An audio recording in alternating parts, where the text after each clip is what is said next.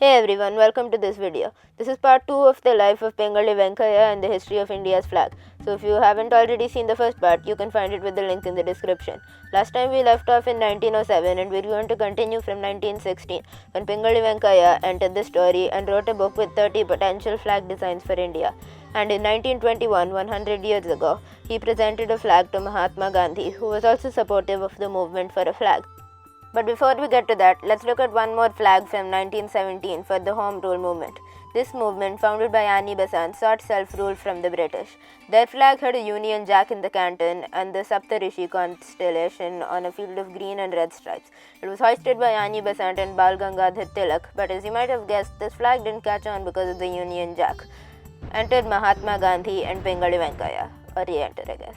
Gandhi noted that Pingali Venkayya had presented him flags on multiple occasions, but he wasn't satisfied with them. Pingali Venkayya would continue to push the effort for a flag from 1918 to 1921. At the Congress session in 1921, he gave Pingali Venkayya 3 hours to design a flag with green and red, representing Hindus and Muslims, and a spinning wheel or charkha in the middle. The charkha was used by Mahatma Gandhi to spin his own clothes during the British cotton boycott.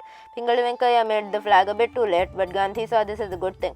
He said that he realized that other religions should also be represented on the flag and decided to add a white band to represent other religions as well as purity and peace. He wanted the order to be white, then green, then red, going from the least common religion to the most common religion, as he thought that the strongest should act as a shield to the weakest. Our national flag should mean that or nothing, he said.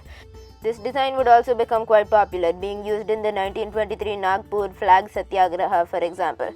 However, it didn't end up meaning that. As you might have expected, the other religions wanted to be represented too.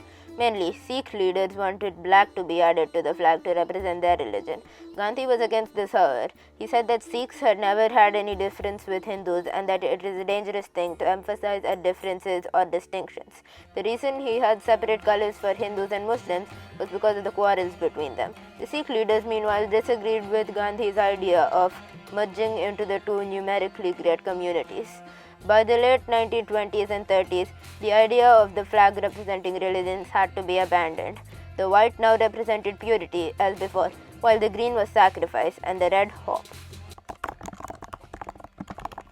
With this newly reimagined meaning, this flag went into the 1930s, and 31 in particular would be an important year.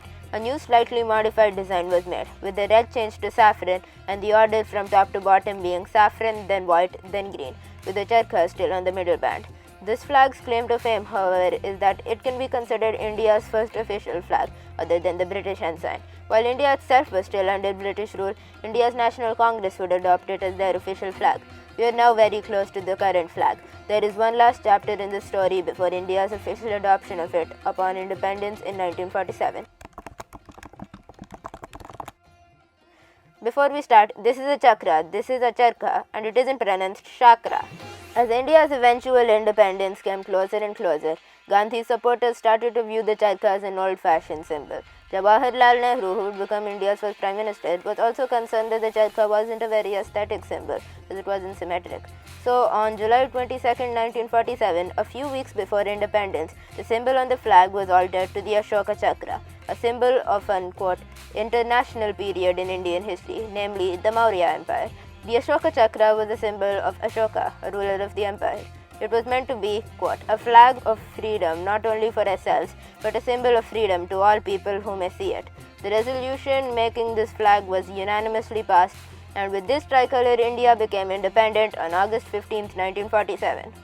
Gandhi, however, didn't like this new design. He said, however artistic the design may be, I shall refuse to salute a flag which carries such a message. But at this point, everyone else liked it and his opinion didn't really matter, so it became India's flag.